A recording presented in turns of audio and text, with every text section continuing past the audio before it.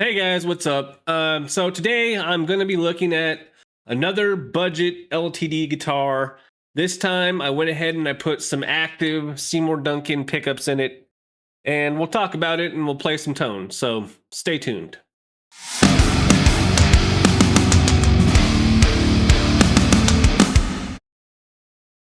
Alright guys, so if you didn't see my last video where I took the budget LTD 201 flat top guitar and I put the ridiculously high output slug pickup, go ahead and check it up. I'll link it up here.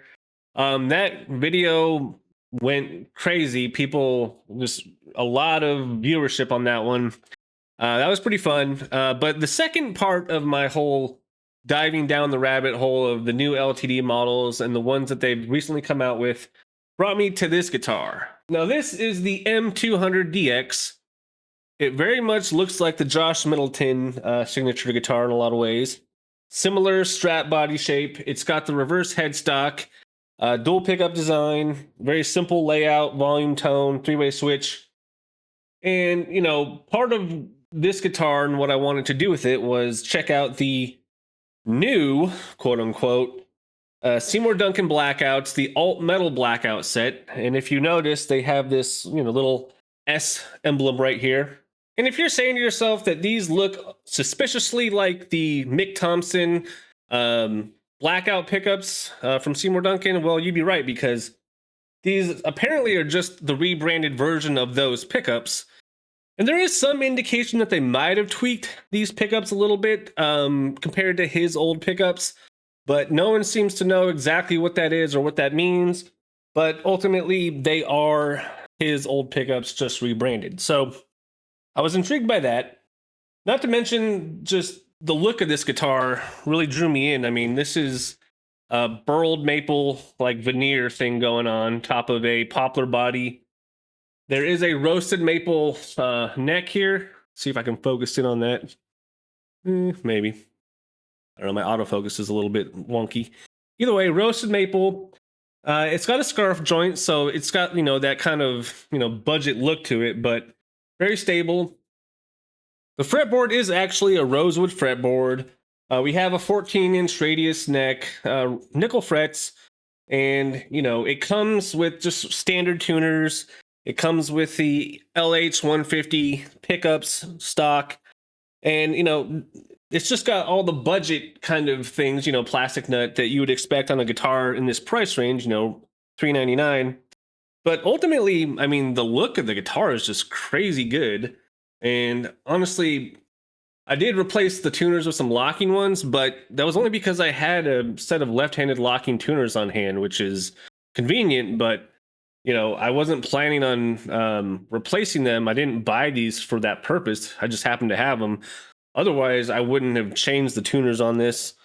And the only reason I did these pickups was because I'm curious to see how these sound, because I've never had a pair of Seymour Duncan Blackouts ever. So this is my first introduction to that whole line of stuff. Not to mention, I just installed the Mick Thomson fluence set from Fishman in my ESP, which I'll link up over here for that video.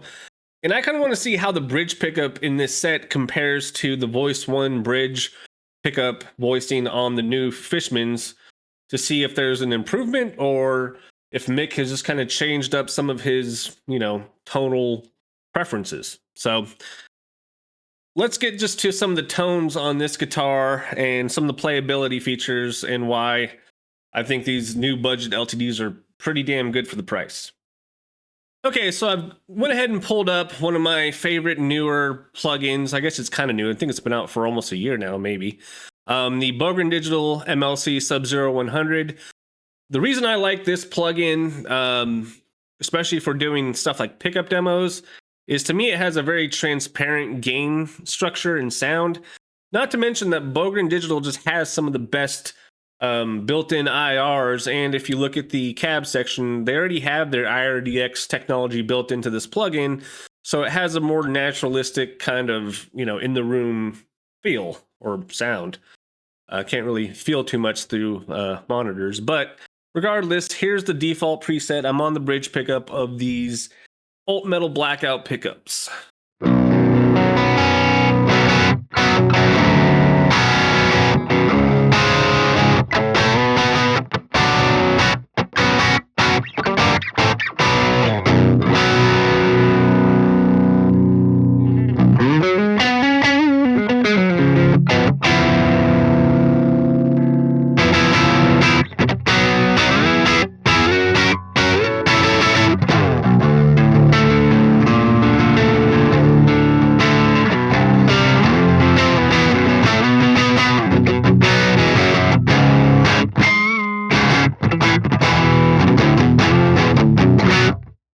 so the default preset here is obviously a pretty crunchy kind of, mid low gain kind of thing going on. Not super clean, not super aggressive.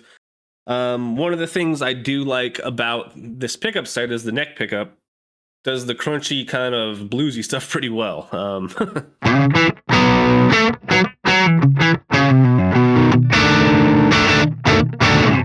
It's got a pretty nice texture. The other thing I actually like about the capacitors that they include with these pots in the set is the roll off on the tone is actually a lot more like a treble kind of roll off than it is a full darkening of the tone. So if I, play it on the neck pickup here, and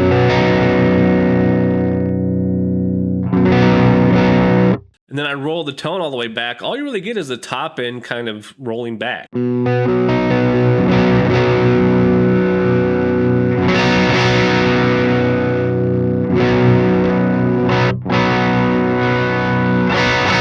Same for the bridge.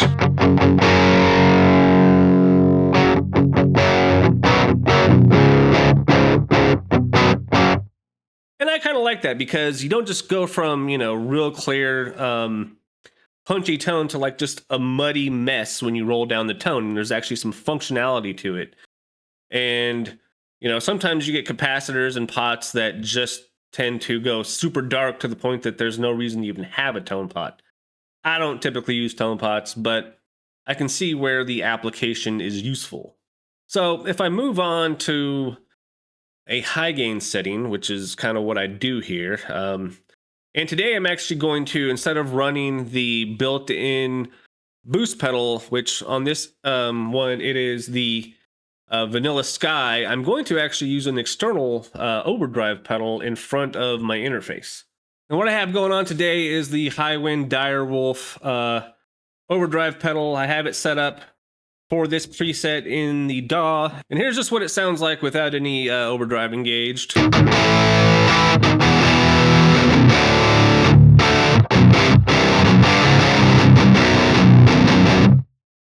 I should mention too, I'm in drop B, and I do have the Dunlop Jim Root signature string set on here. I thought it would be apropos of the fact that I'm using Mick's old pickups and I'm using drop B tuning, so it all kind of, in some cosmic way, makes sense.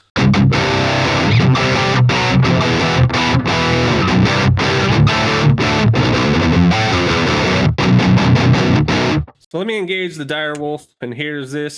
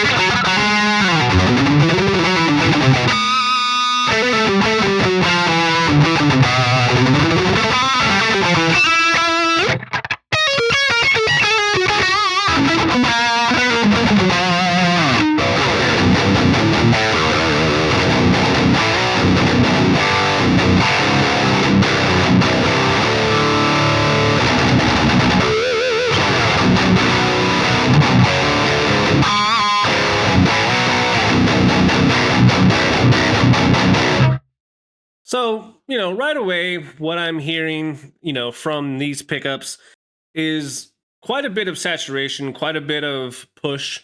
They do feel a little bit hotter than some of the other pickups that I've used in the past. I'm specifically thinking of like EMGs, maybe even Fishmans. They just seem to have more of that like signal coming through. And even on my monitors here, I can see that the output on them is peaking a little bit higher than some of my other guitars. The other thing that's kind of nice about these is there's a decent amount of low end that you can kind of work with it a little bit more in the DAW or in whatever EQ you're working with. Because some pickups, especially active pickups, I know this is true for the EMG 81, they're so truncated in the low end and tight that sometimes you're looking for more resonance or a little bit more of that low end support. and it's hard to squeeze out of one of those pickups. But that's why they're great for doing really fast, really chuggy metal, because they just articulate very well. Some people are a little bit kind of over that, kind of characteristic of them. That's why the Fishman Moderns kind of become a little bit more prevalent, because it does have a bit more of a low end, thing going on. And the mid peak is a little bit more kind of in your face, where you don't have to play with the mids so much. But with these, I think there's kind of a happy middle ground here. There's kind of a not quite, it doesn't have that like honky characteristic. Very crispy, crunchy, very responsive.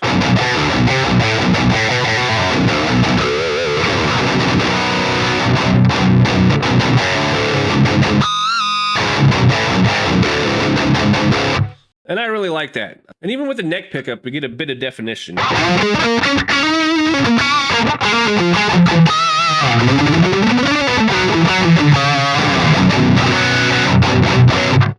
So honestly, I do think this pickup set is actually a really good match for this particular guitar. And I think a lot of it has to do with the fact that, the looks of this guitar are very kind of modern metal, metalcore-ish looking thing. Do these sound exactly like the Mick Thomson Blackouts? I don't know. I've never owned a pair. If somebody in the comments can let me know, like, yeah, these are basically them. I'm going to go ahead and switch over to the Mick Thomson set from the Fishmans, and we'll do a little bit of back and forth to see, kind of how these compare on that bridge voicing that, we've come to kind of expect from, Slipknot and Mick Thomson. Okay, so here's the Mick Thomson set installed in this ESP.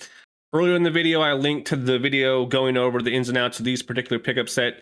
I'm just interested in voice one for high gain on this particular set, so that's what we're going to listen to.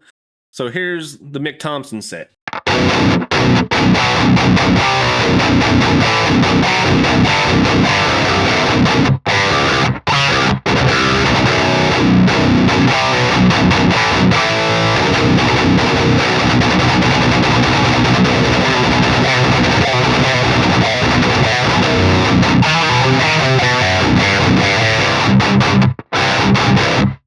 So immediately what I hear is a lot less saturation and a lot less push. I think that can be a good thing in a lot of ways, because sometimes you want a little bit more articulation and clarity from the pick.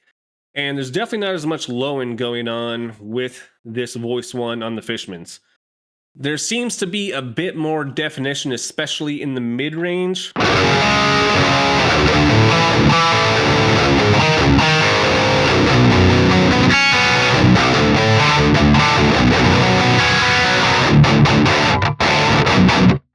So yeah, for the purposes of this video, I'm just going to record a couple, of the same riff between the two guitars, put them together for you guys so you can kind of hear them back to back.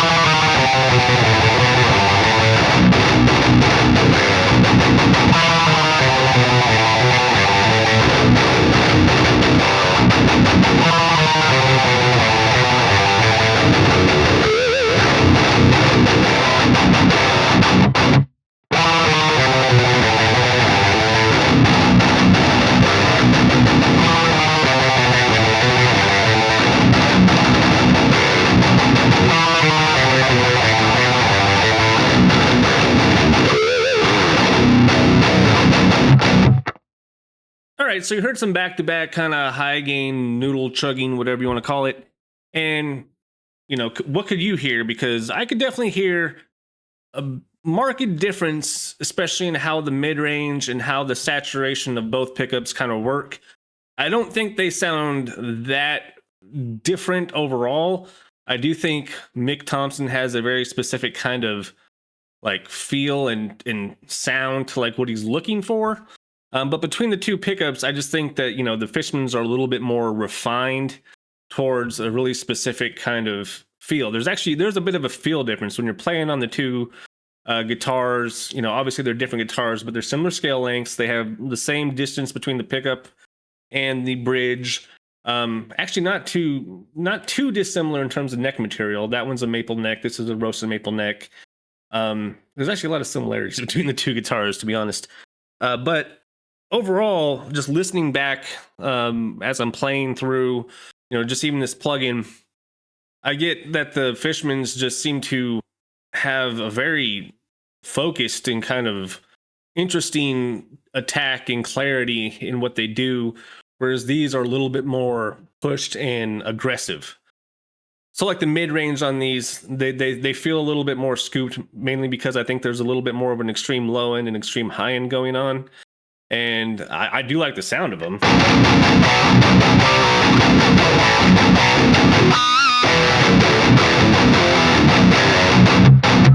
They just have a little bit more of a crispy high end.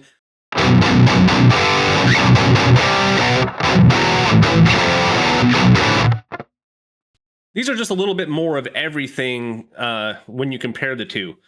But ultimately, I really like them. If I was going to gripe about anything, I'm not the biggest fan of the S of the logo on these. I actually prefer the Seymour Duncan written out kind of in the corner. I just think it matches better with, you know, things like EMGs and some of their other blackout pickups.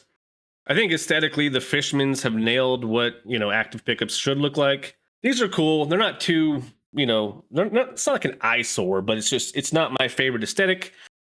In this guitar, though, I don't think people are looking at the pickups. I think they're looking at this burled maple veneer, this purple color. It also comes in a blue color. One thing I didn't even mention earlier on, the placement of the dots on the fretboard being up at the top. Super good choice. Way better than having them in the middle or having some sort of really audacious kind of thing going on. I think if you're in the market for getting like your first real metalish guitar and you're still kind of hung up on the Strat shape, this is the way to go. I mean, if you only got like $400 in your pocket and you're looking to get something that's got a good look, good feel, and pretty, you know, good specs for the price, this is a cut above a lot of other ones. Anyway, I'm going to keep playing on the MLC plugin here, and I'll see you guys later.